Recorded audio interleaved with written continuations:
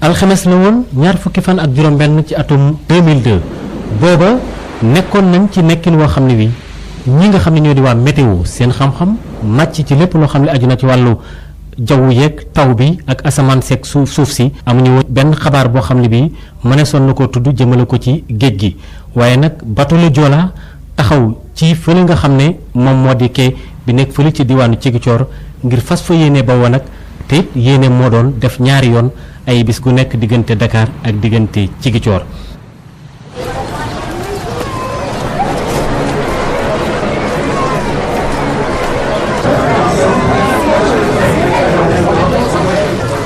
alxamis ñaar fukki fan ak juróom benn ci weeru septembre bés la bu bokk ci bés yi wante wuute nag yeneen bés yi ndax bés boobu la fi bateau daan jóge ngir rek mën a dem ca Dakar muy bateau le Joola bés boobu nag bu ñu eggee ca port ba booru fukki waxtu ak benn li ñu gën a ràññee moo di ne rek askan wu bëre lool ñii di uti ngir dugg ci biir port ba ñii di tamit di gunge di tàggatoog ñi nga xamante ni ñoom ñooy seen doom seen soxna wala tamit seen àndandoo.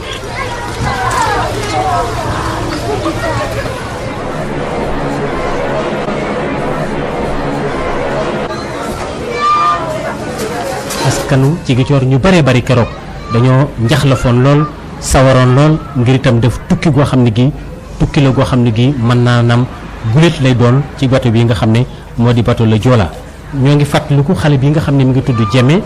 moom ci boppam keroog mi ngi tàggu yaayam naan ko man dama bëgg nga xam ne football bi nga xam ne ci laa nekk te ñu ngi koy defee ci ay bis gii diggante gaaw ak dibéer fële ca Fatick ma nekk footballkat boo xam ne su ma ci jógee dara duma dal te it maa ngi ñaan suñu équipe bi gagné ndax dama laa bëgg andil coupe bi keroog itam ñi nga xam ne ñoo bokk ci équipe football bi ñu duppee Mamadou Marème Diallo ak beneen équipe football boo xam ne moom la ñu duppee Edouard Diatta ñooñu ñëpp ñu ngi woon ci gaal gi di waxtaan xool itam ni ñuy def am na ci sax ñoo xam ne ñi ñoom seen yéene moo doon nekk footballkat boo xam ne bi bu mag lay doon ndax daal kenn ku nekk sa yéene moo doon nekk li nga xam ne mooy li ngay def nga am ca ndam.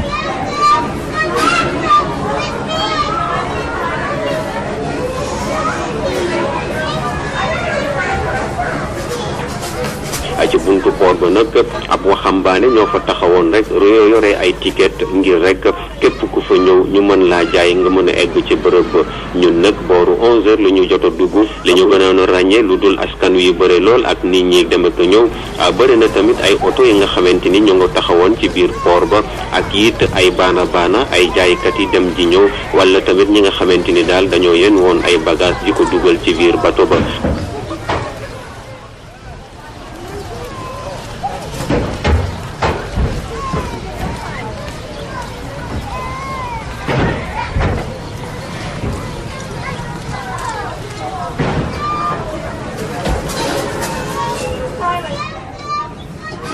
waaye keroog ci quai bi nga xam ne moo nekk fële ci diwaanu Ziguinchor buuxante bi ak askan wi nga xam ne ñoom takk woon nañ lool ngir yabu ci biir gaal gi nga xam ne moom la ñu duppee bateau le Joola taxawoon nañ temm am yéene dem ci jàmm dellusiwaat ci jàmm. ci diggante fo ree xaqataay waxtaan loolu bokkoon na sax ci li nga xam ne moom la ñu gënoon a ràññ ca gaal ga wax dëgg yàlla keroog sax daal nekkoon na bis boo xam ne bii mbégte rek moo taxoon ñu bari yebu woon ci gaal googule. waaye nag gaal gi bi nga xamee ne tàmbali na nag ci port boobu nga xam ne moo di port ba nekk ca Ziguinchor ak itam marchandise yu takku yoo xam ni defoon nañ leen ci ay camion lu mel ne ay wata yoo xam ne yu wuute lañ am naat leneen loo xam ne nemmeeku nañ ko ca lu mel ne ay yéet yu mel ne ay crevette kenn ku nekk la nga xam ne moo doon sa yéene moom nga fa bon dugal ko ci gaal gi ak li nga xam ne itam moo doon sa yóbbal boo xam ne bii donc ko fas yéene yóbbu jox ko sa ak njaboot ca fa nga xam ne fa nga dëgmal muy fii ci biir Ndakaaru bi nga xamee ne dugg nañ nag léegi ci biir gaal gi ba nekk ci biir nekk ci kaw ndox mi kenn ku nekk nag yaa ngi xool nag xam béréb boo xam ne bii ca nga war a gën a toog ngir mën na faax nag ngir nekk ci sa ak péex ñi nga xam ne nag xëy na ñoo ëpp wërsëg wala ñoo ëpp biir yu nu fay ñoom toogoon nañ nag ba jekk ndeysaan nekkin ci toogin woo xam ne itam te kenn du ko mën a fàtte mukk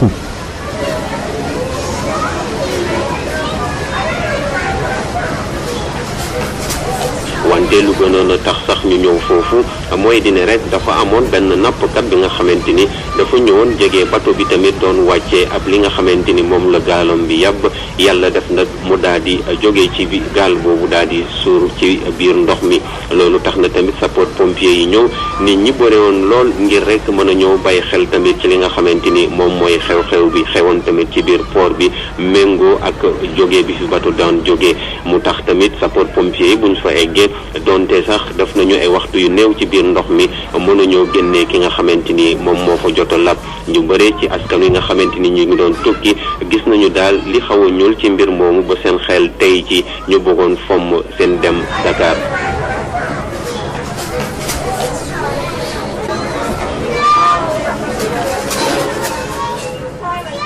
bi ñu demee bu yëg ci biir gaal gi nag am ñoo xam ne ñiy tàmbali nañ di yëkkati seen i mouchoir yëkkati itam di tàggu ñi nga xam ne ñoo di seen i bokk ndax gaal gi keroog kenn ku nekk xam na ni am na ñoo xam ne dañ cee nekkoon te dañoo nekkoon ci ay vacances bateau Joola boobu nag bi nga xamee ne fii nu toll nii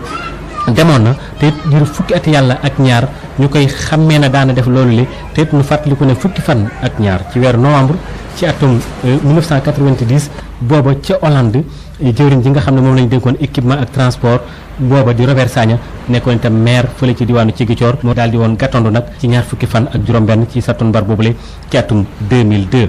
waaye nag kilifa yi itam ci jamono yooyu nga xam ne ñoo fi nekkoon taxaw ca temmatam am loo xam ne defaroon nañ ko ci nekkoon it gaal goo xam ne gi bu ñu ko xaymaa luy tolloog ñeenti milliards ci suñu koppar moom lañ ci génne woon gaal gi nag nii la tëddee guddaay bi toll na juróom-ñaar fukki mètre ak juróom-ñeent yu toftalu tuuti yaatuwaay bi toll ci fukki mètre ak ñaar yu toftali tuuti bi nga xamee ne seetlu nañ vitesse bi tamit nekk na ci lu ñuy wax 12 nœuds loolu ay wàññeen la diisaay bi la ñaari junni ak juróom-ñett téeméer ak lu toppandi ci ay tonnes mooy li nga xam ne moom moo doon diisaay bi nekkoon nag luñ mën a def ay rotation dem ak dikk diggante Ndakaaru ak Ziguinchor nekkoon luñ ci bàyyi woon xel.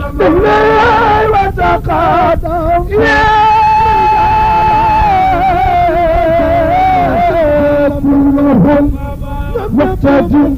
وأنت الإمام وتقدم صالحانا فصل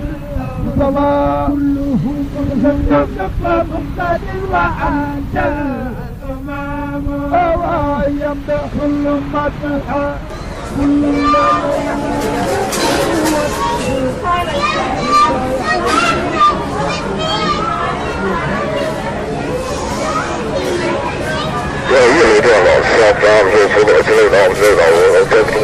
commandant Diarra ci boppam toog na nag fi mu war a toog ndax moom ñaar fukki at yàlla ak benn jàng na métier moomu fële ca Maroc kenn amatul woon xel ñaar gaal gi nekk loo xam ne lii lu yéwén la te it lu war a mën a dem la waaye nag fukki oto ak ñett nga woon ci biir ñaari téeméeri tonnes ak juróom fukk bateau la Joolaay tamit nekkoon loo xam ne bi ñu ko xoolee lu tollook ci gasoil téeméer ak juróom fukk ci ay tonnes ci gasoil ak ci ndox moo xam ne mi itam tolloon na ci téeméeri tonnes ak ñaar fukk moo xam ne ndox la moo xam ne mi gaal gi moteur bi daf ko waroon a manque jël ko loolu lépp ak équipage bi maanaam ñi nga xam ne ñoo ci tolloon ngir dawal ko tolloon ci ñeent fukki doomu aadama ak juróom benn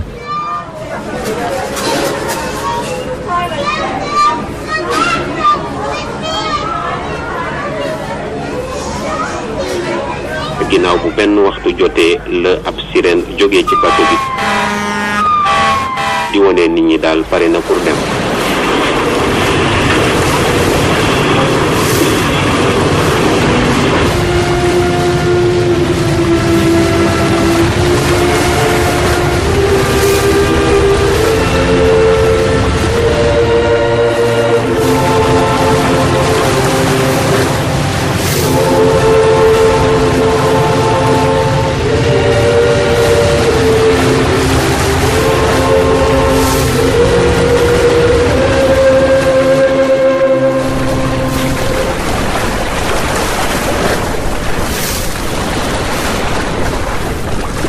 Pulo Joola mu ngi dem ñi nga xamante ni nag ñoom ñoo fa nekkoon ci askan wi ñu bëri ci ñoom daanaka tardé nañu ko sax ab daw lañu fay eggee ngir mën a am place ci bato bi wante bato bi mu ngi gën di dem.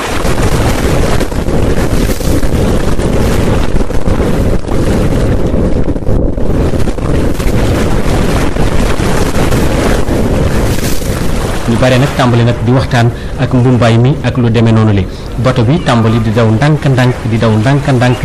nit ñi nekkoon ci biir gaal gi nag tàmbali di xool gàncax gi ni mu rafete ak itam foofale ni nga xam ne géej gi noonu la rafete woon ak jant bi itam ni nga xam ne noonu la leeraloon géej gi kenn xalaatul dara.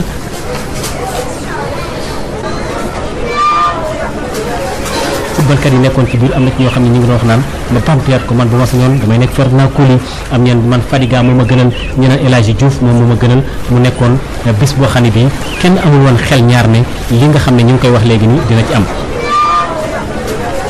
am na sax benn soldat bu nekkoon ci biir di fàttaliku koo xam ne kii daf ko bëggoon ci xolam ngir bu agsee biir Ndakaaru man koo gis ak lu demee noonu li booba nag jant bi tàmbali nag mi ngi lang ak timis ji tamit ak marax bi tàmbali nag itam fi ñu toll nii di tàmbali di tabbi waaye nag xale yi nekkoon ci biir am na ci koo xam ne kii itam mi ngi doon waxtaan ak yaayam di xool picc yi doon naaw ci tàkkusaan si jëm marax jaww ji nekk loo xam ne lu rafet la ngelaw li di upp mu nekk ngelaw loo xam ne li lu féex la.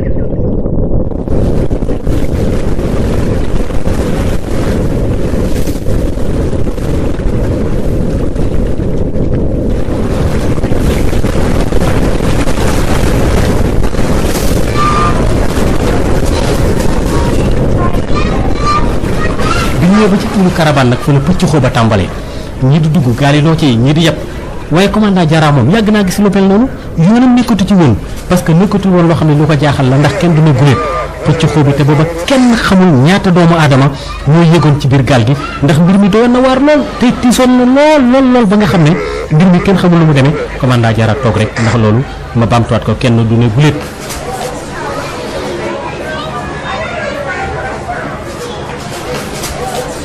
asamaan si nag ñuuloon na lool géej gi xaw a sambara bato bi diis ci ñoonu sax la fa jógee ngir wuti Dakar.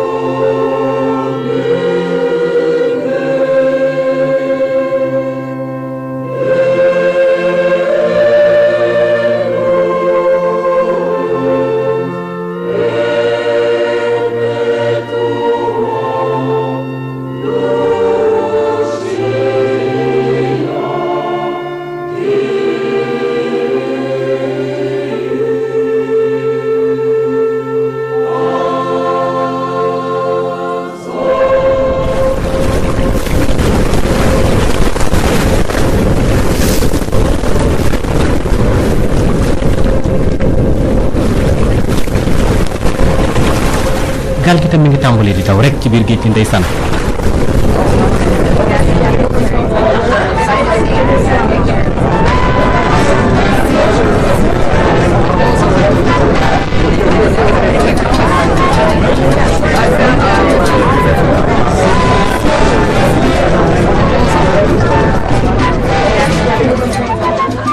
teewul am na ñoo xam ñi ngi woon ci gaal gi ñii di déglu musique ñii di fo ñi nekk ci mbalax mi.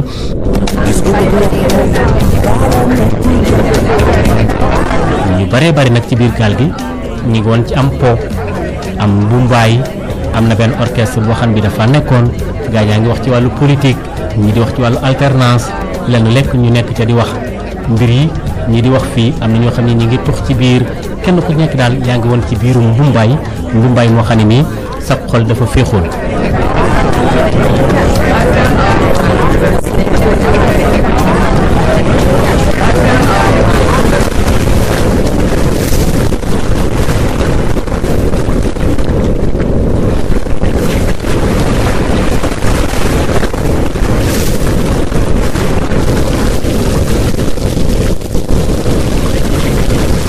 géej gi tàmbali nag mel na luy yëngu tuuti ci fànnaw yëngul woowee itam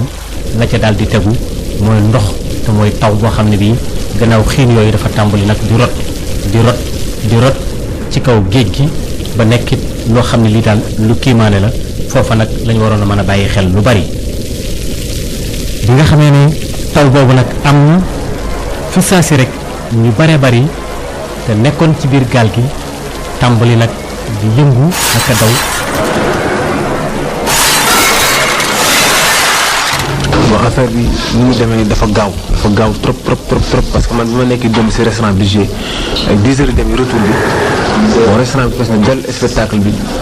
ma joué ba pare def pause yéeg si ne xam féexlu dem si terrasse bi parce que man li ma dem la foofu sax xaw ma ko ma dem si terrasse bi féexlu noonu même pas 2 minutes mu commencé taw ngelaw li ñëw noonu may traversé pour dem pour wàcc yàlla moo bañ si la ndox mi ñëw dóomi si kii sànni mi si biir géej vraiment man mun ma fay man li ma génne ba léegi xaw ma yàlla rek moo suturaal yàlla daal mu suturaal moo si def jàmm ba nga xam ne daal mucc naa quoi. bon ñu ngi daan si biir ay 11h moins yooyu ba 6h du matin ba 6h du matin si la gaal yi gis ni ñoo génnee ñu passe ni yeneen gaal waa italien.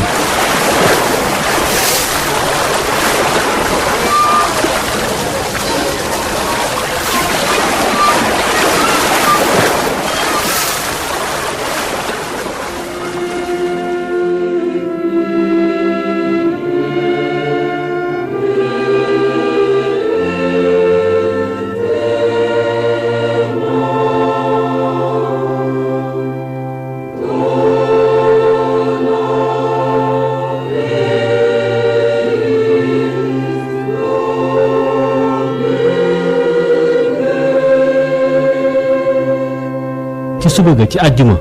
ñaar fukki fan ak juróom-ñaar ci weeru septembre atum 2002 moomule bi 8h jotee la ñu dégg ci rajo Sud FM ñu ne hee bateau la Joola daal dinay suux. li xibaar bi mooy ni que ni am na fukki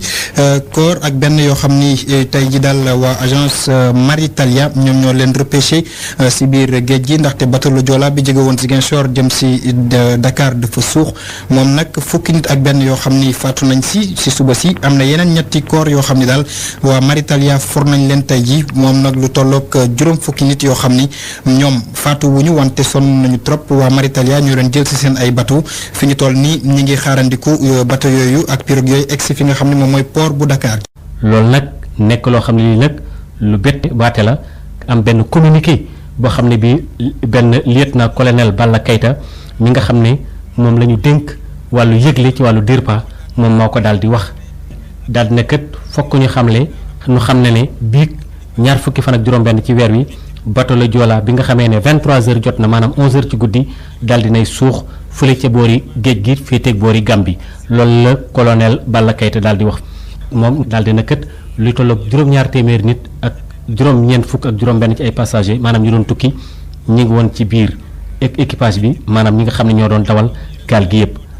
amoon naat ñu fàttali ko luy tolloog juróom fukk ak ñaar ci ñoo xam ne ay marin lañ yoo xam ni ñi ngi woon ci biir boole ci itam ki nga xam ne moo nekkoon commandant bi ci biir ak officier bi nga xam ne moo ko doon wuutu ñaare di ko jàppale ak benn koo xam ni ki itam ab mécanicien la chef mécanicien la xam-xamam màcc ci wàllu moteur yi jëm ci ay gaal ak lu demee noonu la.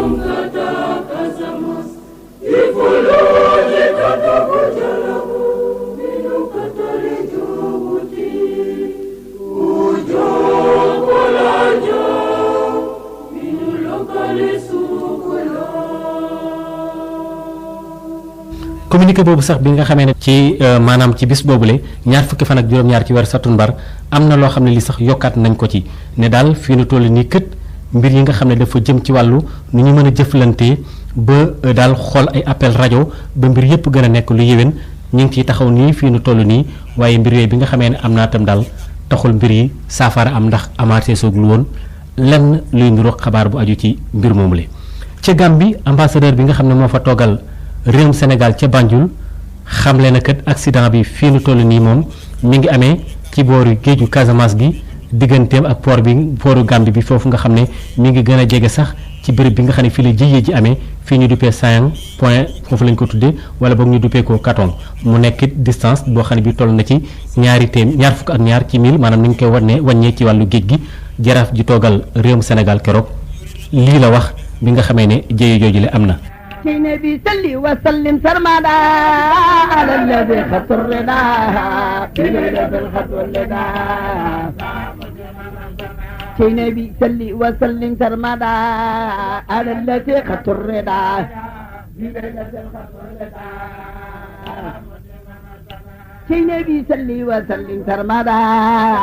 waaye nag kilifa yi fi saa si dañoo daal di tàmbali nag jël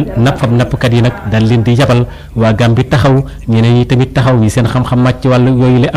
am ñoo xam ñii dañ leen a yëkkati ne leen gaaw leen fi saa si ngeen daal di dem daal di leen di xettali ji am na 20 fukki nit ak ñeent yoo xam ne yi keroog dañ leen a raccal am na ci sax koo xam ne kii ab français la ak 20 fukki nit ak ñaar yoo xam ne yi ay sénégalais lañ ak benn jigéen boo xam ne bi nekkoon na ci biir gaal gi bi nga xamee ne Gambie yëg nañ loolu ñoom tamit yónni ñi nga xam ne seen xam-xam màcc na ci fànn boobu la ñu taxaw waaye wax yooyu yëpp yi nga xam ne amoon na ci bateau le Joola nag bi mu amee ak communiqué yi nga xam ne kilifa yi defoon nañ ko taxul woon daal xelu askanu Sénégal dal dara ndax ay jiixi jaaxa ak i tiitaange ba léegi dafa desandi woon ndax itam keroog dara nekkul woon loo xam ne li lu leer la. ñi nga xam ne ay borom xam-xam lañ te xëy na jot a jaar sax ci bato bi wala ñoom lu ñu lëkkaloo woon ak moom ci seen wàllub liggéey am na laajte yoo xamante ni ub na seen bopp bi te ñu yaakaar ni gaal gi sax matalu ko woon ndax ñoom yaakaar nañ ni bu dee ngelaw lu metti li ñu wax ni moo bert bato le Joola biir géej ba tax mu suux loolu warul woon a mun a ne ndax commandant bato bi ci boppam dafay yor situation météo maanaam jaww ji ni mu war a bindee yëpp dina ko am laata moo tëmb. kon ngelaw lu metti warul mun a bert gaal gi ndax bu demee ba war ko mën a sonal sax dañu naan gaal gi bul dem wala nga xaar ba ngelaw li jàll wala fii nga war a mën a jaar ba ngelaw li doo jotee moom dara biir géej borom xam-xam yooyu nag ci wàllu gaal gi ni muy dawee am na it lu leen jaaxal ndax gis nañ ni bateau le Joola taxaw na fi diir lu toll ne at dawul ba tax nañu xëy rek tëmbalaat ko ñoom nee nañu ndax kon gaal gi lijjanti woon na këyit yi nga xam ne waroon na koo am yëpp. jëm ci lu mel ni ay certificat de conformité yoo xamante ni dafa aaju ci wàllu règle internationale yoo xamante ni ay société ñoo koy joxe yu mel ni ki sax Veritas wala ay American Bureau Shipping yi nga xam ne ñu fii ci biir réew mi waaye it yaakaar ni ndax joxoon nañ ko visite de partance bi nga xam ne nii moom moo war a tax mu mën a tëmb ak yeneen yoo xam ne daal war nañ koo gëstu ci gaal gi te ñu yaakaar ni diir bi nga xam ne daal nu lañ ko baralee ba tëmbalaat ko daal dañoo yaakaar ni gouvernement bi ak kilifa yi nga xam ne nii ñoo joxe ndigal pour gaal bi dem coow li moo bari woon boog ci seen bopp ba ñi nga xam ne ñoo dëkk Casamance ak ñiy jël yoon bi yëpp yàkkamti woon gaal gi wax ko moo tax daal ñu fas yéene ku woon koo tëmbal wante nag gaal gi warul woon a matal li nga xam ne moom la laajoon lépp ba nag ñi nga xamante ni sax waxtaan nañ ci ak ñoom nee nañu bu fekkee ni gouvernement bi juróom-ñaari téeméeri nit ak juróom-ñeent fukk ak juróom-benn la déclaré war nañ cee yokkit limu ñeent fukk jàpp ñeent fukki nit ak juróom yoo xam ne laaj na nekk ci gaal gi ndax ñooñu ñoo koy dawal muy équipage bi te ñooñu ñëpp nag bu fekkee nekk nañ ci kon limu nit ñi nga xam ne nii sànku nañ wala boog nekkoon ci biir gaal gi dana dem sax ba juróomi téeméer nit waaye lu ci mën di amit gouvernement bi neen taxawal na commission d'enquête am dana nu xaar ba xool lu muy indi. bi nga xamee ne tamit yëglekaay bi nga xam ne tam moo di Soleil am na lu mu génne woon keroog mu ne kat commandant Diarra bi ñu ko laajee moom Issa Diarra nee na daal bateau bi fii nu toll nii am na loo xam ne war nañ ko ci war a mën a defaat ndax fukki at yàllaa ngi nii ak ñett bateau bi di daw mënta ñàkk naam ñu defaat ci ay nemmeeku yu doy waar rek waaye taxu ko am solo lool. keroog Soleil lii la bind waaye bi nga xamee ne lii du ne kenn du ne guléet ñuy dégg ay yëngu-yëngu yi di am gaaw 20 fukki fan ak juróom-benn ci weeru mai ci atum 2001 lu mel noonu nemmeeku woon nañ ko mu doon loo xam li ay jafe-jafe la woon waaye gars yi xaw ko woyofal rek noonu ba mbir yi dem bi ñu demee ba nga xam ne àgg nañ ci fanweeri fan ci weeru août ci atum 2000 itam lu mel ni itam yëngu-yëngu doon na am ak fukki fan ci weeru septembre ci atum 2002 waaye ak safandal ak ko doyadal moo taxoon ba mbir yi bi mbettaange gi amee mu ëlëm askanu Sénégal wépp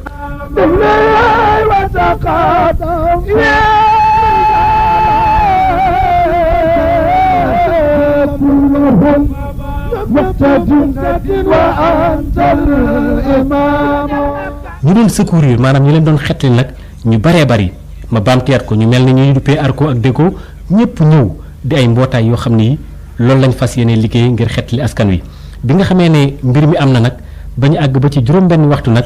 ñu tàmbali nag di joxe benn bilan ne daal juróom fukki nit a ngi nii yoo xam ne ak juróom-ñeent yoo xam ne raccatlaat nañ leen amaat yeneen ñaar fukk ak juróom-ñaar yoo xam ne dañ leen évacuer maanaam yóbbu leen Gambie am ñeent fukki nit ak benn yoo xam ne itam jëlee nañ leen ci ndox mi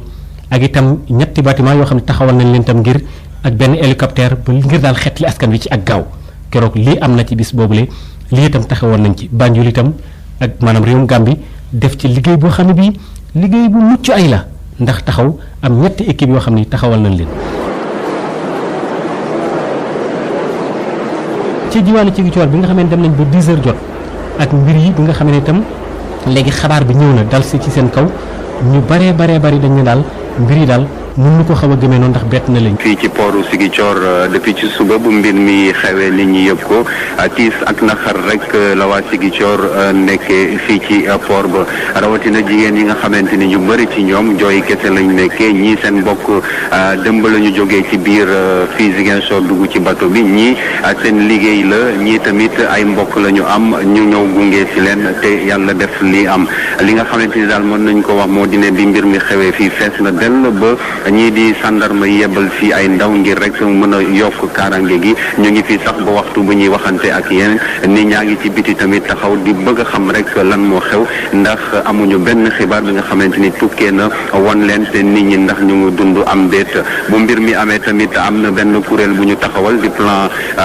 crise comité de crise fii ci gouvernance Ziguinchor te ki ko jiite di gouverneur wante benn kaddu rusé wu fa ndax dafa doon xaar ndigal kii di njiitu réew mi wala premier ministre bi président conseil régional tamit léegi la egsi fii ci port ba mi ngi tëju ak ñiy lif mbirum bato bi fii wante ci kaddu yu mu jotorotal nee na daal mbir mi tiis la naqar la wante ñu ngi jël seen matuwaay ngir rek mën a bay xel wàllu tamit mi nga xamante ni leen jotoo indi fii. ñii dem ci télécentre yi ñii di woote ñii tiit fii dugg fii génn fii ndax Ziguinchor xaw nañ ko yéexan yëpp naam loolu amee nag capitaine bi nga xam ne nag moom moo nekkoon ci port boobu la keroog moom itam mu daal di tàmbali nag am ñu ko wër ci ay njaboot yu baree bari di waxtaan ak moom ñii di laaj kenn ku nekk amuk jaaxle am ñoo xam ni sax dafa mel ne dañoo tiitoon keroog ba nga xam ne dafa xaw mel ne soobu ci géej gi daf leen a xawoon a yitteel ndax ak jaaxle goo xam ne gi amoon na.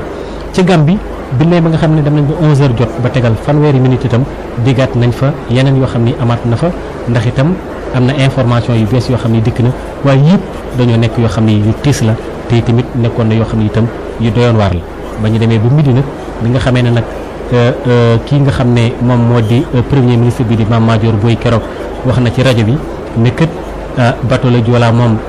kenn ku nekk xam na ni fii nu toll ni moom mi ngi ci géeju Gàmbi gi te tamit nekk ca boori Katong nekk ci benn béréb boo xam ne bii xaw naa jege diggante Sénégal ak Gàmbi. li ñu indi woon tey mooy xabaar bu neexul bi nga xam ni moom la ñu jot ci suba si te xewoon ci guddi gi ci bi bateau la Joola di jógee Ziguinchor pour ñëw Dakar ci yoon wi nag ci dexu Gàmbi bi foofu la. ci nouvelle yi ñu jot a am information yi taw bu méttee métti ak boole ak ngelaw lu fort a fort bateau bi déséquilibré daanu ci boor bi daal di suux bi ñu jotee nouvelle bi ñu daal di ñëpp daal di takku ministère de l'intérieur ministère des forces armées gouvernement bi daal ñëpp taxaw pour organiser secours yi jot nañ ci sauver déjà fanweer ak ñaar ñuy dund am nañu confirmation ni ñeent fukk ak benn néew génne nañ leen ñu ngi continuer wallu bi léegi au fur et à mesure que ñuy dem daañu leen wax dañuy génne léegi communiqué bi ñu tuddee communiqué numéro 1 donc il a décidé de décréter un deuil national de 3 jours à partir d'aujourd'hui et les drapeaux seront mis en berne également ndax bateau bi ci boppam ci ñaar fukki fan ak ñett ci septembre bi def nañu commission technique bi yoo xam ni juróomi nit ñoo ko def vérifier nañu def enquête technique bi ba gis ni bateau bi mën na dem donc loolu nekkul ci kii bi en tout cas fii ñu toll du bateau bi affaire mbiru yàlla la daal.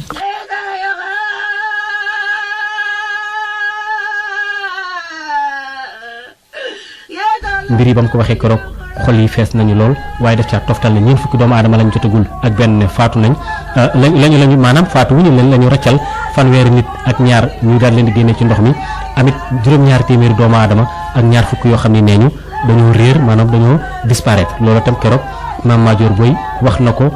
ci rajo bi ngir itam ñëpp dégg ko mu nekkoon loo xam ne lii lu doy waar la gouverneur bi nga xam ne moo nekkoon foofu itam di Mame Birame Sarr ak kilifa yi itam taxawoon ca temm mbir mi nekk bëccëg boo xam ne bi bu tiis la.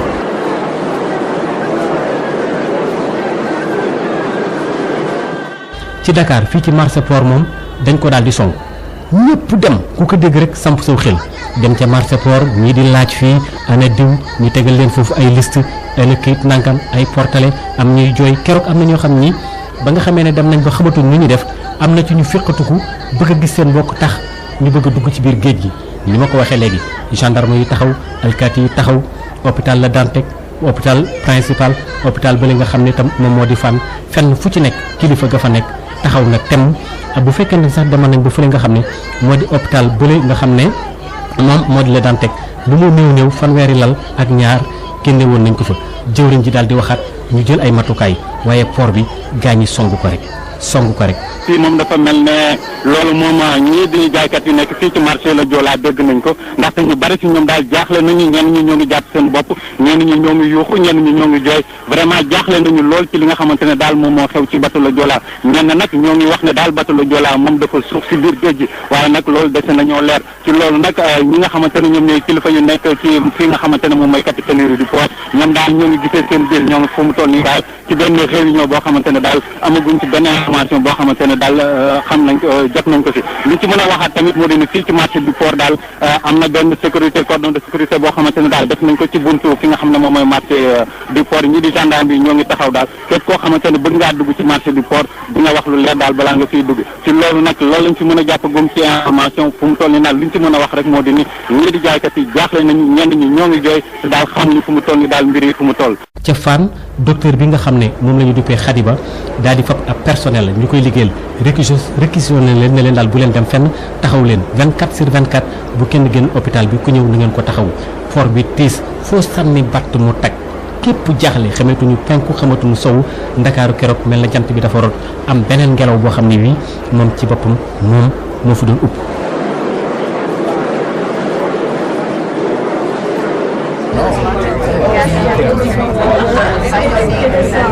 waaye commandant bi nga xam ne nag keroog moo doon dawal bateau la Joola di Issa Diarra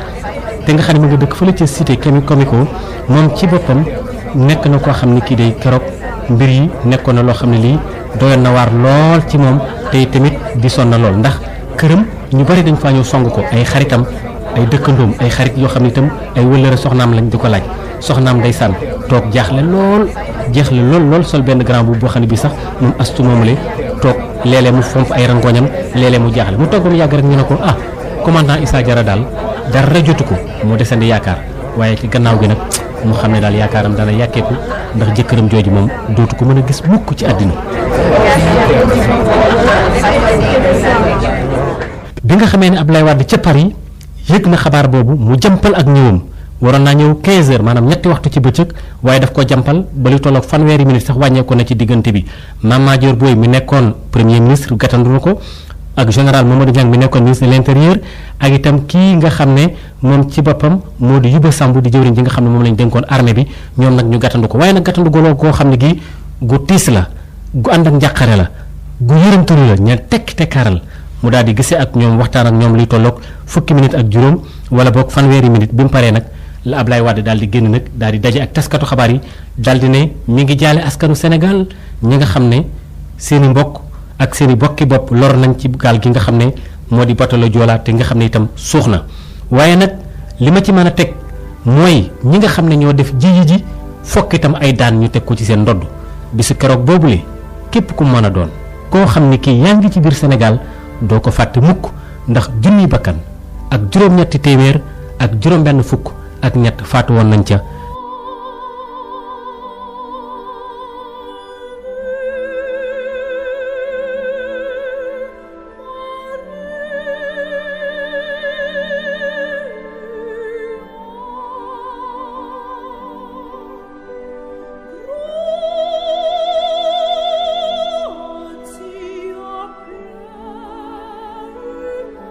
Eva Marie Coll Seck di jëwriñ ji nga xam ne moom la ñu dénk ci jamono yooyu la wàllu wér-gi-yaram am na lu mu bàyyi woon xel ci ñi nga xam ne seeni néew dañ leen a gis ci tefes gi fële nga xam ne moom moo di Gàmbi ñu mën leen a denc foofule wala doo bokk ñu def ci pexe yoo xam ne yéwén la. nit ñi nga xam ne yàlla dafa jël seen bakkan ñëwee ba léegi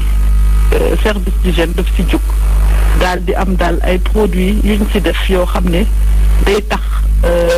feebar du mën a am léegi nag produits yooyu mën na nekk ay fan ba semaine waaye su yàggee mujjee bi duñ ci mën a duñ ci mënati dara loolu moo tax koor su fekkee ne nit gaañu na suñ ko suulee ci li gën a gaaw mooy gën ndax suñ ko bàyyee noonu te mu nekk ay nit ñu bari mën na indi yenn feebar yoo xam ni xëy na day ëpp doole loolu moo tax ñuy bëgg di gaaw a suul niw su fekkee ne loolu am na mu ngi di seet nag naka lañ mënee am ay place yoo xam ne dinañ mën a suul ñi nga xam ne kenn xàmmewu leen ci li gën a gaaw. kii di Mamadou Moussa Ba di envoyé spécial bi nga xam ne moo nekk fële ci Sud FM nekkoon itam fële nga xam ne moo di Sagna def ci abub liggéeyam boo xam ne bi bu takk la. léegi la ñu jógee ca Sagna foofu nag nit ñi ñu ngi volontaire di suturaal ñi nga xamante ne ñoo ñàkk seen bakkan te nekk foofu ci li nga xamante ne moom mooy tefesu Sagna bi depuis démb nag ñu ngi ci liggéey bi lu mat juróom benn fukki ñenn ñi nee nañ juróom-ñaar fukki néew jot nañ leen rob foofu ginnaaw bi ñu identifié ñenn ci ñoom sànq nag jot nañu sax fekkee fu ñu rob ay doomu aadama gaañ dañu yore seen i pelle ak seen i masque volontaire daal ay jàmbaar la ñu wax dëgg yàlla ay doomu Sagna lañu daal di jàpp ci géej gi rek suturaal ñooñu nga xamante ne ñoo tëdd foofu gaal gouvernement Gambie jël na décision bu am solo ne dina am ñoo xamante ne dañ leen di jenc ci dëkk bii di Bassoré ci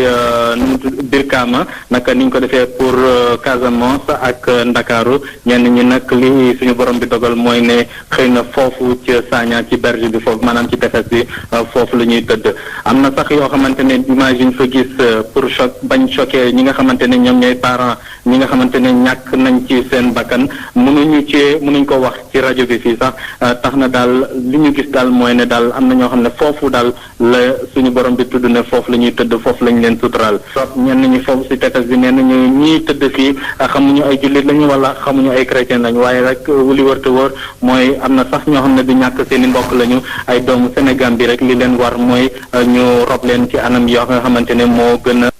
kii nga xam ne tam moo di amiral Kombo waxtaan wi nga xam ne def na ko ci kanamu njiit réew mi ci boppam li mu wax mel na ne am nañu ko diingat ci fànnaw diingatin woo xam ne wi gannaaw gi xam nañ ne fan ya ca tegu ne kat moom loolu moo waxoon nekk na wax joo xam ne ji taxawul tey tey tamit taxawul ëllëg.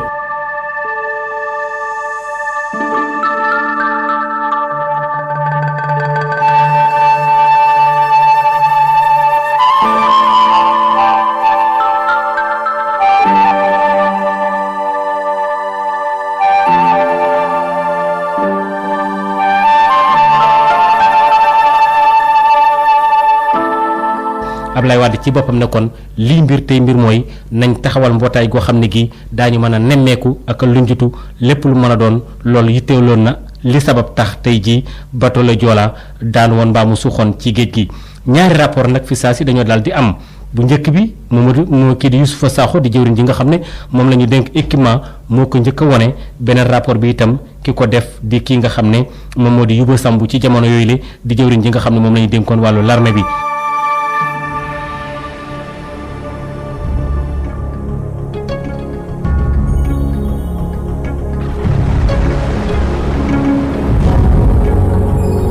jëwriñ ji ñu dénkoon wàllu équipement ak transport di Youssoufa Sakho wax ci Sud FM seen rajo ne moom tekk na ndomb ak tànkam ci coobaree boppam te tamit bàyyi na. li ma bëggoon xamal askan wi mooy depuis accident bi am si la Joola sama wax barewul ndax wax yi moo bare moo tax pour mettre à l'aise président de la République si anam bi muy traité dossier bi mettre à l'aise acteurs yi nga xam ni ñoom ñooy chargé wu faire la lumière si dossier bi loolu moo tax ma proposé président de la République mu libéré ma sama fonction de ministre de l'équipement démission boobu nangu na ko maa ngi ko si gërëm di ko sant. mu waxee loolu ba noppi ki ko feelu mooy nattangoom bi di jëwriñ yu dénk wàllu woon l'armée bi ci jamono boobule di Yuba Samb ne it moom itam démissionné na maanaam bàyyi na président Abdoulaye Wade mi njiit réew mi ci télévision bi ñëpp di ko dégg ak di ko seetaan nëbbul ak meram ci li nga xam ne noonu lañ ci defee ak doyadal ci mbir yi mu ne ko fang wax ko moom njiit réew mi ci boppam. waaw maître Abdoulaye Wade la njiit réew mi li mu wax moom mooy mettam la gën a fësalaat nee na du yemul ci moom rek Sénégal gépp ñoo yëg tey jii lii dal réew mi muy metti ak tiis bu méttee métti li mu ci wax it mooy ne mbir yi naam mën nañu wax ne loxo yàlla ci la waaye it loxoy doomu aadama yi ak mbir yi fi mu jaare ci ñi seen loxo gis na ci yu baree bare yoo xamante ni ay matadi la nee na yooyu ñu ngi ko tuddee irresponsabilité gis na ni ne dañoo woyofal yu baree bari yu ñu doon def ci mbir la bato la Joola gis na ci ne ak bëgge bokk na ci li indi njombe wi wante nee na loolu yëpp dinañ ko leeral xool ba xam ku ci nekk li nga waroon a def te defloo ko bu ko defee ñu daal di lay awale fañ la war a awale maître Abdoulaye Wade nee na ñu ñaanal ñi fi bàyyi ko ndax ñëpp am nañ ci ay mbokk ñun ak ñoom ñoo nekkoon nee na guléet Sénégal lu toll nii dal ko mu ñàkkandoo junni ak lu topp ci ay doomu aadama ba tax na nee na am na ay sëg fii ci Ndakaaru am na ay sëg ca Ziguinchor am na ay sëkit léegi ca Gambie nee na ginnaaw boo xamante ni ñooñu wax nañ ko nee na mi ngi rafetlu bu baax a baax liggéey boo xamante ni waa Gambie def nañ ko ci mi ngi rafetlu it liggéey bi ñi doon wallu ak ñi doon génn ji néew yi def ci mbir moomu nee na nit mi ngi gën a rafetlu liggéey waa France ak liggéey waa Pays-Bas ci jàppale guñ ci jàppale Sénégal ci ay jumtukaay ak ay nit yoo xamante ni abal nañu waaye nee na lii dal tey jii waa Sénégal dal ñëpp war nañ cee am luñ ci jàngee ku ci nekk war ngaa seetaat sa bopp boo seetee sa bopp ba noppi nag ngir ñu xool ba xam yu mel nii muy ay woyofal ay baybayal ay yaama neex ak bëggee lépp lu mën a jur ci musiba ñu mën koo moytandiku ba mu jeex tàkk bi muy jeexal nag li mu wax ci gàttal rek mooy ñi def wala ñi jàpp ne am na lu ñu waroon a def ci liggéey bi te defuñu ko ba lii am ñoom bu ñu gëstoo ba mu wér ne la ñu def la ñuy xalaat ñoom ñoo ko def dinañu dal ci seen kaw ci na ko yoon santaane. ci diwaanu Ziguinchor Abdoulaye Wade ne daal ñi nga xam ne ñoo def jëf ji seen ay responsabilité ñi nga xam ne ñoo ko def ba tuuxi doona ji am fokk ñoom ci seen bopp ñu fab ay daan teg ko ci seen ndodd.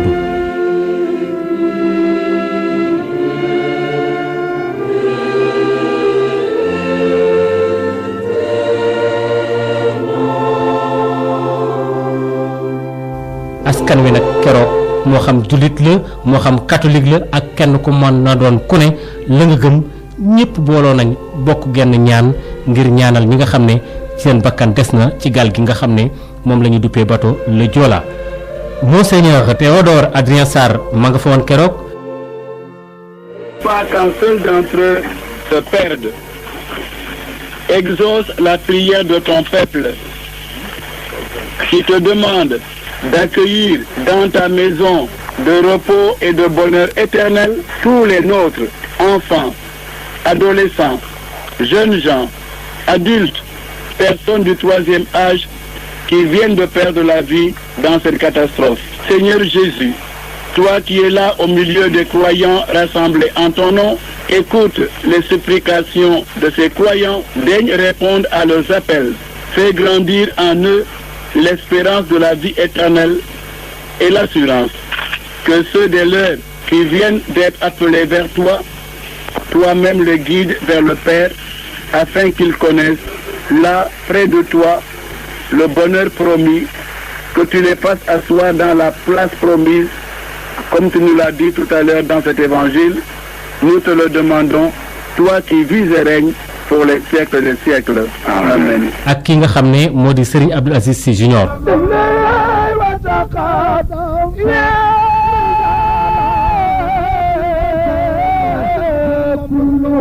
li am solo mooy ñaanal leen rek ñaanal leen yërmande yàlla te yërmande yàlla boobu am nañu ko ba noppi parce que ñoom ñëpp yàlla ay martyr la leen di jot parce que képp koo xam ne da ngaa dee ci ndox yàlla daf lay jàpp comme martyr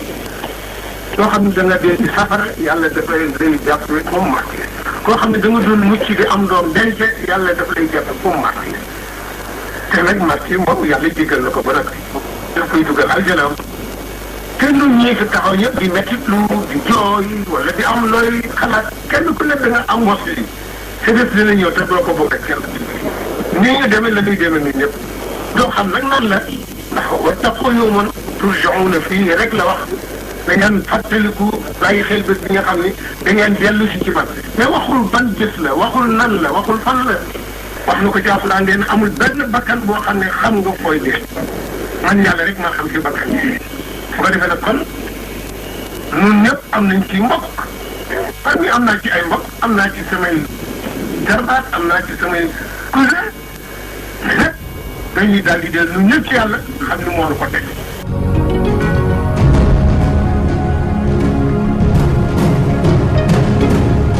waaye nag ci loolu it bi nga xamee ne am na li nga xam ne moo di ay tóor-tóor di ay fleur yoo xam ne yi ñëpp xam nañ ne buñ ko defee ak fàttaliku la sànni woon nañ ko ci biir géej gi fii ci corniche bi ngir fàttale ko ñooñu nga xam ne seen bakkan des na ci gaal gi nga xam ne moo di bateau le Joola.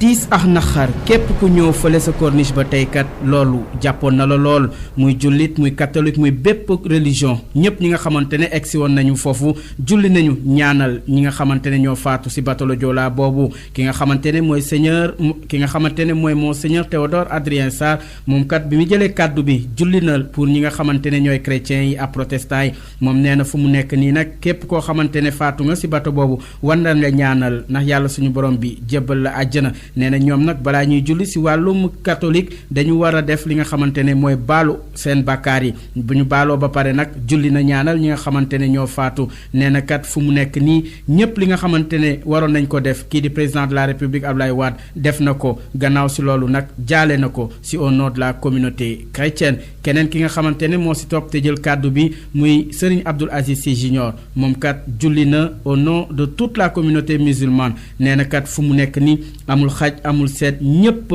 am naqar te naqar boobu nag fu mu nekk nii lépp lu ñu ko war a def mooy di julli rek di ñaanal ñi nga xamante ne ñoo faatu nee na tamit que yàlla suñu borom bi moom alalam heure bu ko neex la koy jël te lii kat du leneen li nga xamante ne mbirum yàlla la lu si war mooy julli ñaanal leen bi yëpp di jeex nag am na li ñu naan ay gerbe maanaam ay fleur yoo xamante ne déposé nañ ko jëmale ko fi nga xamante ne foofu la accident le Joola amee di wane rek naqar bi ñu am te ñi nga xamante ne faatu nañ fàttewuñ leen benn yoon. gannaaw gi ñu seetluwaat ne bateau le Joola kat bi nga xamee ne loolu dal na ci réew mi tukki la boo xam ne bi am nag dem waaye ndeysaan ba léegi amul ak dellu si ndax ba suñ jone yàlla tey ji mi ngi ci biir géej gi.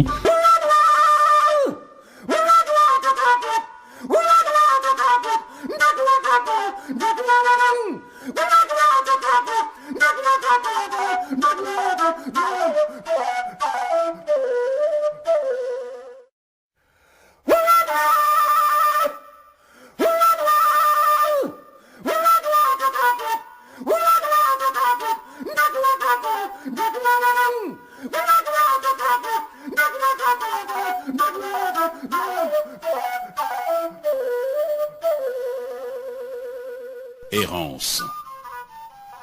Pitié, Seigneur, de ces échos funèbres, des silences lugubres, des jours sombres. Halte la fin d'octobre, buveur d'ombre. Tombeau nocturne, un caveau funèbre, pitié, vampire sanguinaire aux frontossières. Non, pas de pelleté de sable sur ma stupeur. Pas de sang rose sur les bouquets de fleurs. Ne tordez pas ces bras raides de malheur, des victimes chuissantes dans la mer furieuse. Halte là. Lourdeur de bourreau menteur, non pas de fausses images sur ma torpeur.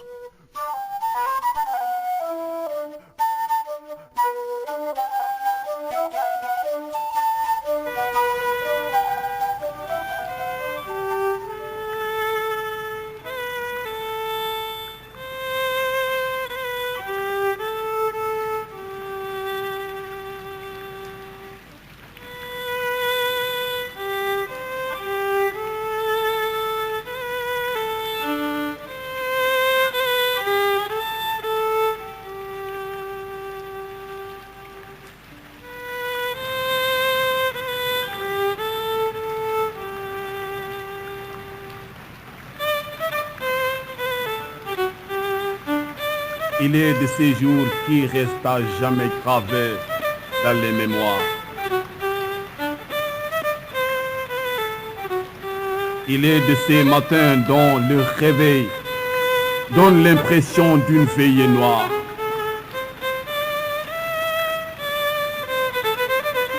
Le 26 septembre 2002,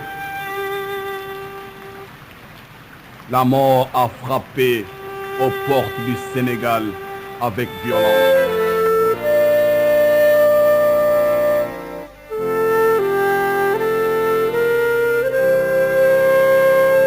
Ziguinchor, jeudi 26 septembre 2002. Pas d'avis de coup de vent, pas de sirocco annoncé. Rien de bien méchant du côté de la météo marine en cette fin de saison des pluies. Il y a certes de la houle et de l'écume que charrie le fleuve Casamance.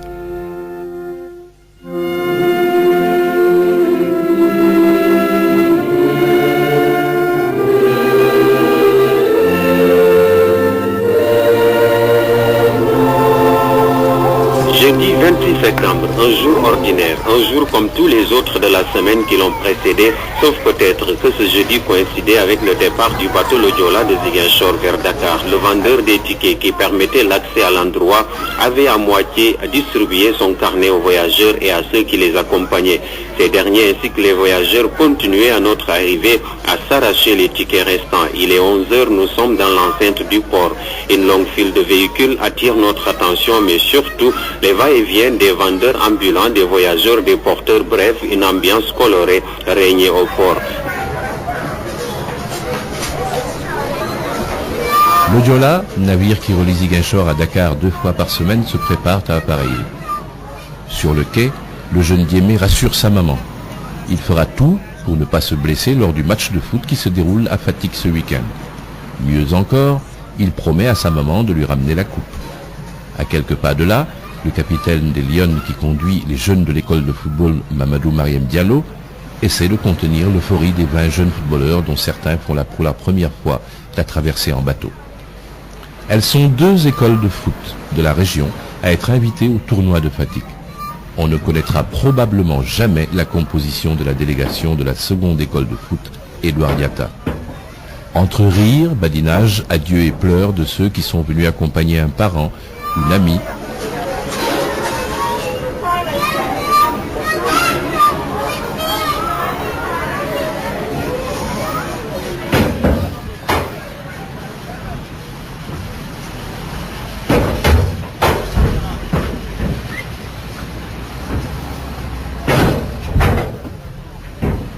Pendant ce temps, le Joola continuait d'avaler son nombre important de marchandises, de véhicules et de voyageurs. Chacun voulait partir ce jeudi à quelques encablures du mois d'octobre, mois d'examen pour les étudiants et la rentrée pour les élèves. Une occasion saisie également par les commerçants et opérateurs économiques pour rallier Dakar, espérant revenir avec beaucoup d'articles pour cette même rentrée d'octobre. De mémoire de Ziguinchorois, on n'avait pas vu autant de monde au port.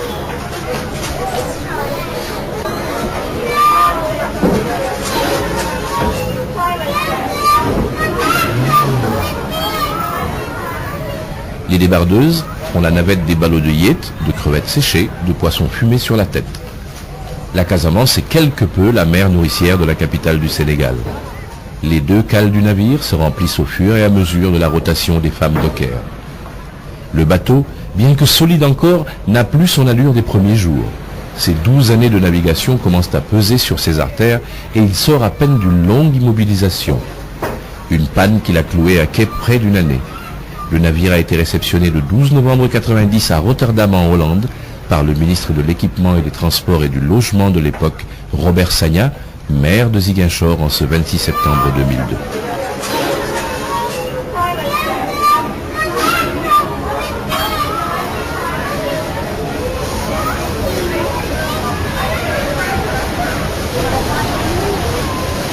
Ils étaient tous là. Les autorités de l'époque, le jour de son baptême au Grand Wharf de la Marine nationale le 10 décembre 90, a admiré ce bateau qui a coûté 4 milliards de francs CFA sur financement de la coopération allemande, la GTZ. Le bâtiment est long de 79,50 mètres et large de 12,50 mètres.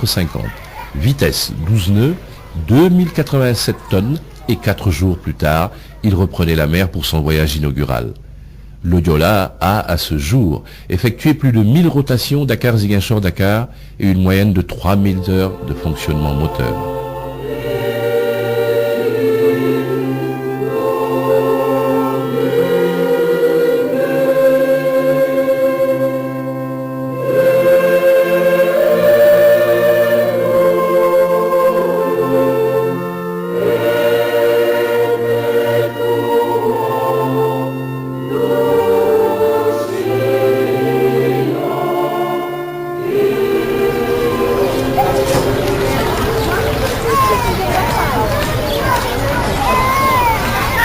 l'intérieur du bateau, chacun cherche sa place et on essaie de caser les bagages à main. Quelques bousculades et invectives. Les nantis qui ont réservé des cabines ont fini de s'installer.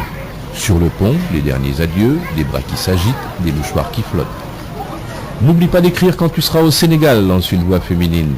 Le Sénégal est le terme dans la bouche des habitants de la région sud pour désigner le nord du pays. Le colis rouge est pour ta tante Albertine Sagna, garde-le bien près de toi, lance une autre personne. Les élèves qui rentrent de vacances sont pressés de retrouver les amis d'école à Dakar. Ils commandent bruyamment leur séjour en Casamance, les oiseaux qu'ils ont piégés, les manguiers qui ont fait leur bonheur, les baignades dans le fleuve. 2 mois d'insouciance dans la nature. Mauvais présage ou simple coïncidence, alors les voyageurs embarquent une pirogue de pêcheurs, se rapprochent du Diola. Il va se ravitailler en glace. Mais voici qu'une seconde pirogue qui effectue une manœuvre la heurte et par l'effet d'entraînement, la pirogue de Birambaye cogne le Diola et le pêcheur se retrouve happé par les eaux du port. Il faudra attendre 4 jours avant de retrouver son corps. Beaucoup de ceux qui voyagent ne sont au courant de cet accident.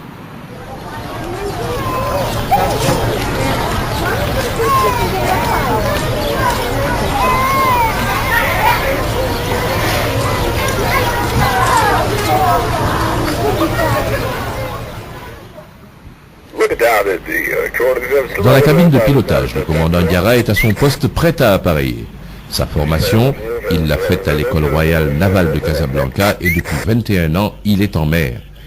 Ces galons, il les a gagnés en tant que chef de quart à bord du Casamance Express qui assurait précédemment la liaison. Voyage donc de routine pour ce loup des mers, avec une pensée pour sa femme, qu'il retrouvera le lendemain à la cité Comico, quartier sorti récemment de terre dans la capitale sénégalaise. Il attend les vérifications d'usage de l'arrimage du fret et la fin des rondes de sécurité avant de lancer le message d'appareillage. Les 46 personnes de l'équipage, dont 3 officiers, 22 officiers mariniers et un équipage de 21 personnes, sont à leur poste de travail. La capacité normale de fret du Diola est de 13 véhicules et 250 tonnes de bagages. Dans ses flancs, 150 tonnes de gasoil, 120 tonnes d'eau douce. Il est 13 heures, des coups de sirène retentissent. Le navire Le Diola s'apprête à lever l'ancre.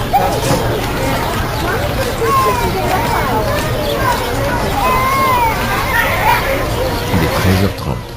Les moteurs du Diola tournent. Bâbord, tribord, en avant poupe.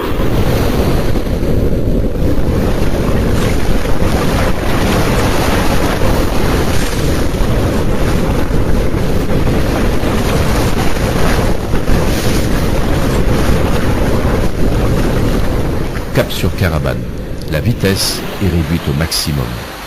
Une houle secoue le fleuve. Le bateau tout doucement quitte le quai. Les retardataires essaient d'arriver à bord. Trop tard pour eux, le Diola s'éloignait de plus en plus du quai. La mangrove qui borde les rives du fleuve s'étale à perte de vue. Le chenalage se déroule sans encombre et petit à petit, ceux qui sont sur le pont regagnent l'intérieur pour se restaurer. L'ambiance est à la fête dans les cabines. Les jeunes joueurs de foot exultent. Ils rêvent de faire partie dans un avenir pas si lointain du Gotha du foot sénégalais et mondial à l'image de Coly, Fadiga et El Hadj Diouf. Tout près d'eux, un militaire chargé de cadeaux a réussi à obtenir au dernier moment une permission de quelques jours. Il est tout excité à l'idée de retrouver sa bien-aimée les boîtes de nuit de Dakar. Le soleil décline. Sur la balustrade, un enfant au bras de sa maman suit l'envol des oiseaux qui regagnent leur perchoir. La brise marine, venue de très loin, chasse peu à peu la chaleur. Et bientôt, Carabane, dernière escale avant l'océan Atlantique. Sur place, d'autres passagers s'ajoutent au monde déjà à bord. Des produits halieutiques, des fruits ont aussi été embarqués dans un bateau lourd de son contenu dans une mer agitée sous un ciel menaçant. L'île de Carabane à l'embouchure du fleuve, dernière escale avant l'océan Atlantique. Ici, le bateau n'accoste jamais. Il n'y a ni wharf ni pont. Le navire reste sur le chenal et le transportement des personnes et marchandises se fait par pirogue. La houle fait tanguer les embarquements. Beaucoup de tohu-bohu. On s'agrippe comme on peut pour monter à bord. Une femme dans la bousculade a perdu son mouchoir de tête qui flotte sur les eaux. Dans cette pagaille, combien sont montés à bord?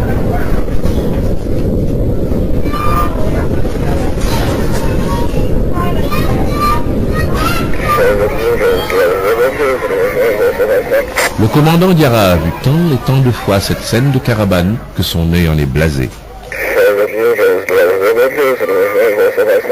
Le voyage se poursuit dans ces conditions.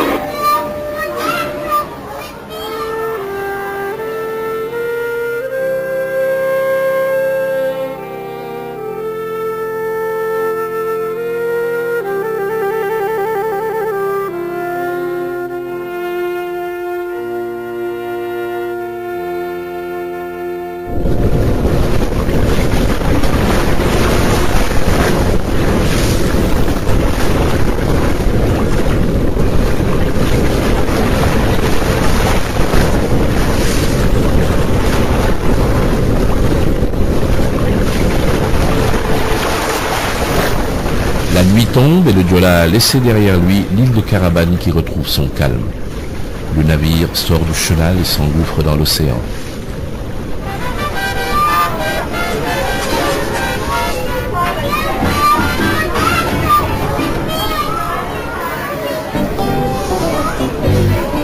Dans le restaurant, l'orchestre à bord entame la soirée. Les airs de Mbalakh prennent la place de la salsa version Wolof. Dans le bar, ça discute ferme politique. Ça drague, ça fume. Des rires et des messes basses. Dans les cabines, le sommeil gagne certains passagers. Dehors, le ciel se couvre de nuages. Le vent se lève. Et sur le pont des promeneurs, des groupes d'amis et des couples solitaires apprécient la fraîcheur. Au loin, des éclairs illuminent la mer qui se creuse. Le bateau va traverser les grains. Quelques promeneurs quittent le pont pour trouver refuge dans les cabines. La mer se gonfle sous la rafale de vent. Une forte pluie s'abat sur le navire qui tangue. Ceux qui sont restés sur le pont s'accrochent au bastingage. Dakar dort de son sommeil ignorant du drame qui se déroule au large.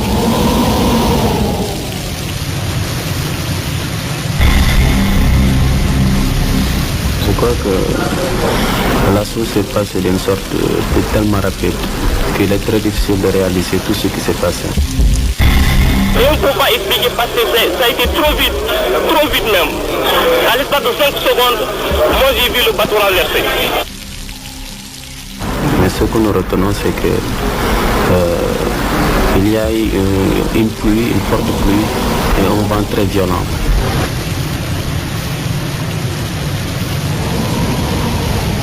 Comme ça, on ne fait pas comme ça au côté de il y avait une tempête que nous n'avons pas vu et comme ça nous avons vu. C'est ce vent violent qui a renversé le bateau en un espace de 5 minutes maximum. Et c'était tellement rapide que les gens n'avaient pas le temps de réagir. Je crois, personnellement, je crois que ce n'est pas une question de surcharge. Tous ceux qui étaient dans l'eau, d'autres s'étaient accrochés sur des gilets, d'autres sur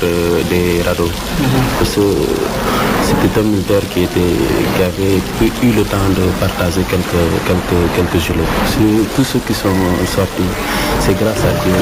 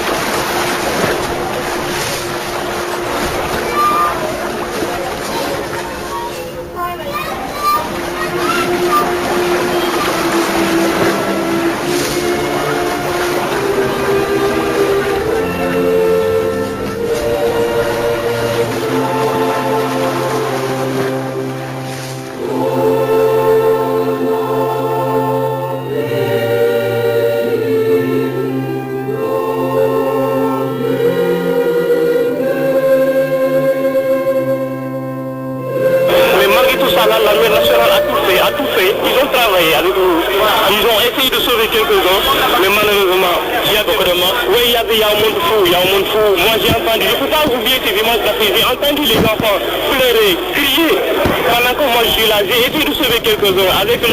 lieutenant Samp. Et finalement, malheureusement pour nous, et c'est une catastrophe. catastrophe nationale, il a tout fait. Il a récupéré tout le monde. On a pris comme encore la corde du bateau. C'est sur ça qu'on s'est... Pendant le bateau, le naufrage était vers 23h, oui. Et soit de 23h jusqu'à 3h du matin,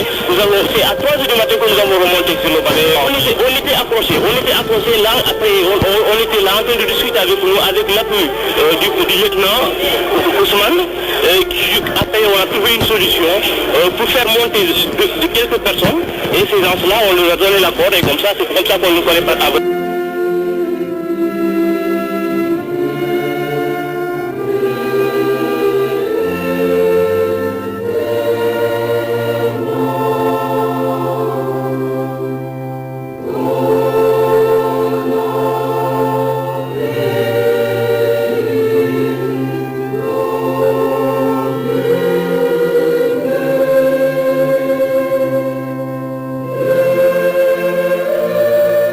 Ce n'est que le matin, vers 8h, le vendredi 27 septembre 2002, que les Dakarois ont appris sur les ondes de Sud FM le naufrage du Diola.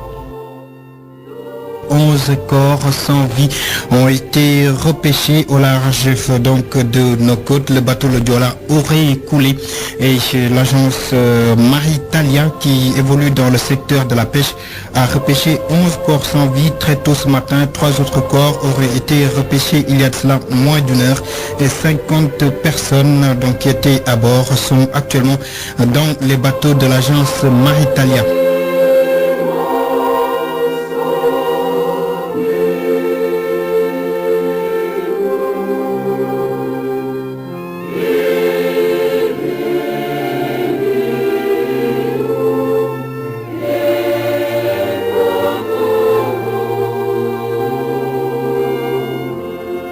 Et un peu plus tard dans la journée, un communiqué signé du lieutenant-colonel Balla Keïta, directeur de l'information et des relations publiques des armées, fait savoir que le Diola a chaviré le 26 septembre 2002 aux environs de 23 heures au large des côtes gambiennes.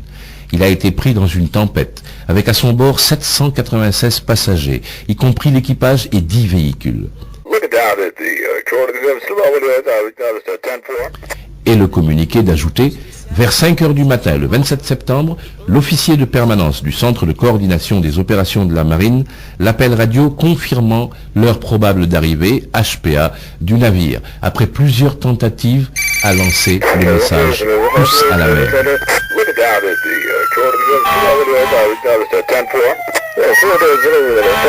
En Gambie, l'ambassadeur du Sénégal à Banjul indique que l'accident s'est produit au large des côtes casamançaises et que le port gambien le plus proche du lieu du sinistre est celui de Sayang Point ou Katong, distant de 22 miles.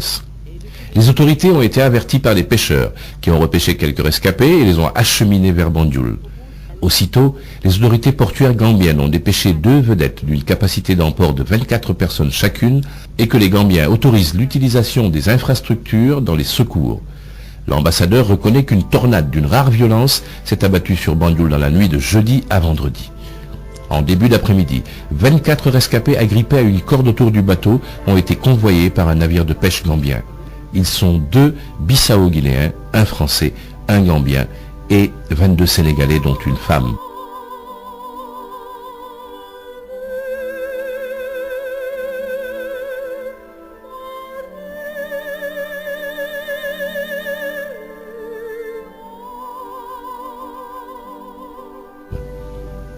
Mais l'explication du Diola pris dans la tempête ne convainc personne. Elle ouvre la porte à la spéculation sur la qualité des 2 moteurs.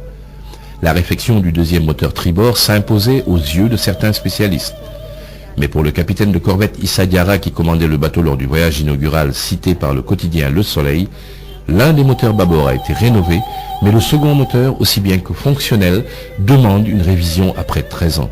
Mais qu'en attendant de trouver les ressources pour procéder à ces réparations, le navire pouvait prendre la mer, car même en cas de panne de l'un de ses moteurs, le commandant affirmait que l'autre pouvait conduire lentement mais sûrement le navire à quai. C'est pour ne pas user le moteur rénové que les responsables avaient jugé de réduire la rotation du Diola à 1 seule par semaine. Beaucoup d'hypothèses, bien sûr, avec comme postulat de base la forte tempête qui a surpris le bateau en mer, conformément donc à l'argument officiel du naufrage. Alors soit, mais d'aucuns n'ont pas compris que des navires de moindre envergure et de moindre taille aient supporté le vent sans dommage, là où le Joola a tout simplement coulé et en quelques minutes. Selon des témoignages, le bateau lui-même serait incliné en quittant Ziguinchor, ce qui leur fait croire donc que les bagages et les marchandises étaient peut-être mal disposés et que quand le bateau a subi la forte pression du vent, sans doute les véhicules qui étaient disposés ne tenaient pas, ce qui a pu faire basculer également le bateau, le Joola.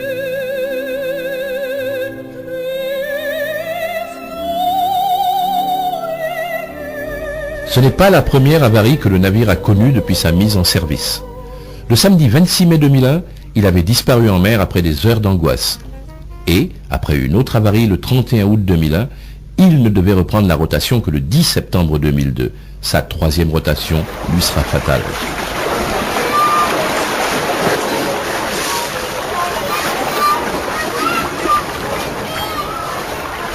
Les secours s'organisent. Les chalutiers Argo et Dego sont les premiers à arriver dans la zone. Ils vont secourir les naufragés. À 18h, les premiers bilans donnent 59 rescapés, dont 27 évacués en Gambie et 41 corps repêchés. 3 bâtiments de la marine et un hélicoptère des forces françaises du Cap-Vert assurent la noria des plongeurs et de médecins entre Banjul et le bateau. Un remorqueur de l'Union des remorqueurs de Dakar, avec à son bord 3 équipes de plongeurs spécialisés, tous travaux sous-marins. Les chalutiers, se trouvant dans les parages, participent au secours.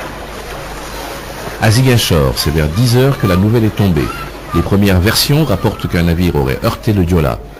La gouvernance de Ziguinchor, où s'est tenue tout à l'heure une réunion de crise avec le comité régional de crise qui s'est installé ici. Ce qui est sûr, c'est que tout à l'heure on nous a confirmé que ce naufrage a bel et bien eu lieu. Le comité de crise régional ici vient de s'installer et que les responsables de ce comité attendent quand même le feu vert du comité national qui se trouve depuis Dakar pour pouvoir se prononcer sur ce problème, sur cette catastrophe maritime qui vient quand même de frapper tout le Sénégal.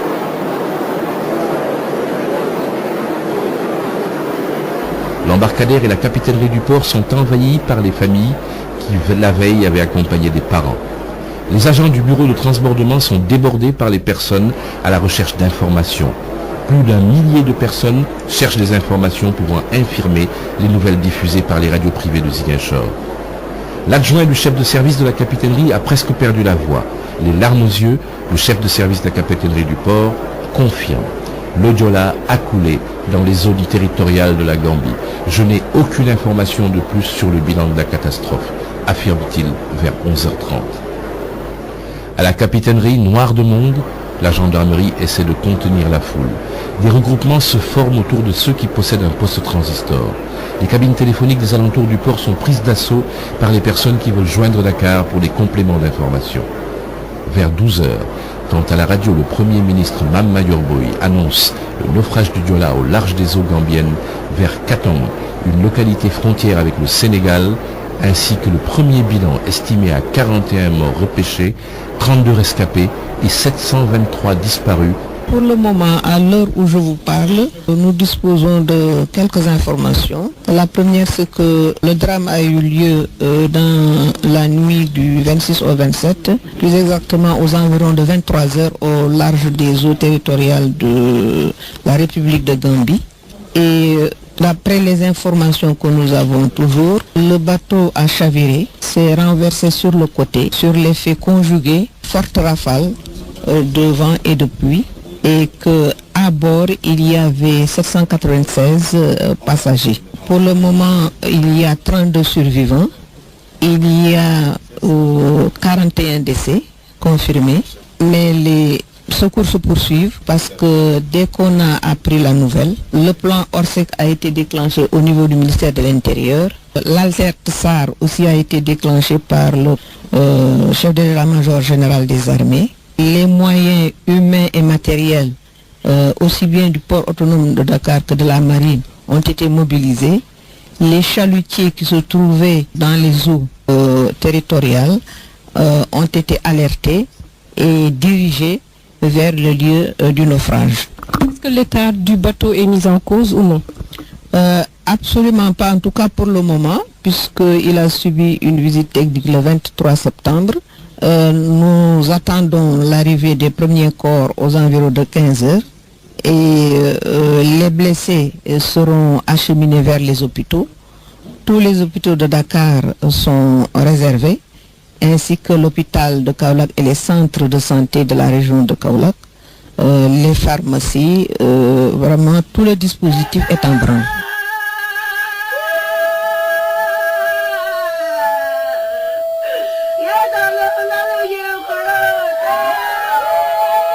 Un concert de pleurs et de cris retentit. Les autorités régionales installent une cellule de crise dirigée par le gouverneur Mambi Ramsar. À Dakar, le marché du port a été pris d'assaut par des milliers de personnes provenant des 4 coins de la capitale. Désolation, consternation, lamentation. On implore le Tout-Puissant. Au marché du port, les femmes vendeuses dans ce marché sont très inquiètes et des folles rumeurs courent comme quoi le bateau le Joola a coulé en pleine mer et présentement les femmes sont très inquiètes, certaines sont en train de pleurer. Un dispositif de sécurité a été mis ici au niveau de l'entrée du port et les gendarmes interdisent toutes ces personnes qui veulent entrer ici au niveau du marché le Joola. Et présentement le chef d'exploitation du port de Dakar est en train de se réunir avec ses proches collaborateurs. Pour le moment on n'a pas d'amples informations concernant précisément ce qui s'est passé avec le bateau le Joola. En attendant, comme je vous l'ai dit tout à l'heure, les responsables du port de Dakar sont en train de se réunir.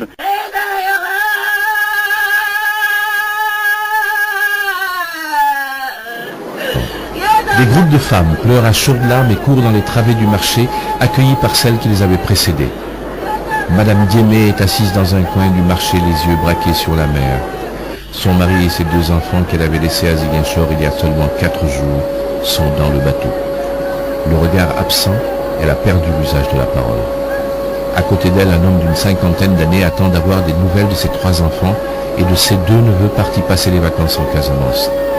De l'autre côté, un groupe de femmes Joola encadrées par des éléments de l'armée prie. Elles supplient Dieu de ramener tous les passagers du Joola à bon port. Elles prieront toute la matinée. Certaines personnes, ne pouvant retenir leur émotion, tentent de se jeter à la mer. Dans l'après-midi, une foule nombreuse a rejoint l'arsenal de la marine où doivent arriver les premiers corps repêchés. Un impressionnant dispositif est mis en place. 12 conteneurs frigorifiques, une dizaine d'ambulances, des agents du corps médical. La presse nationale et internationale attendent. Les hôpitaux de Dakar sont mis en alerte pour assurer une prise en charge des rescapés.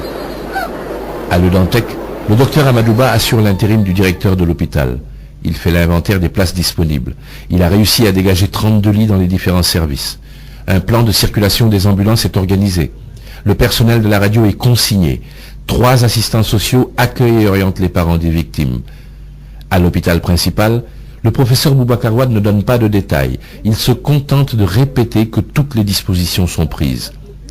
À l'hôpital de Fann, l'alerte est de mise. Le docteur Khadiba et tout le personnel a été réquisitionné, dont 5 médecins, pour l'accueil et le traitement des blessés. Seulement, la structure hospitalière est pleine à craquer.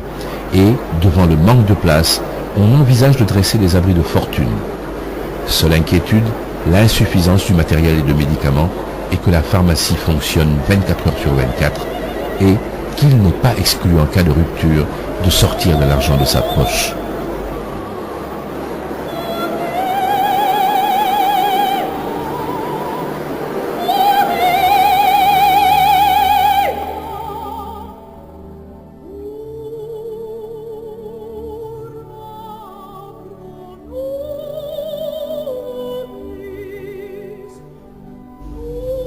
Chez le commandant du bateau le Joola, Issa Diarra.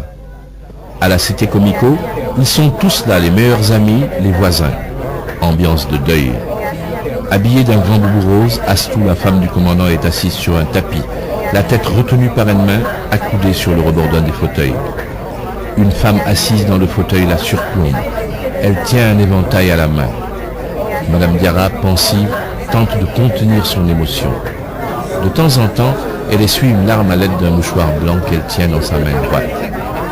Une personne entre, les regards se tournent. On vient de me dire que Issa est en vie. il se trouverait dans un chalutier en partance pour la Gambie. L'espoir de voir son mari René, mais un faux espoir, car elle ne le reverra plus.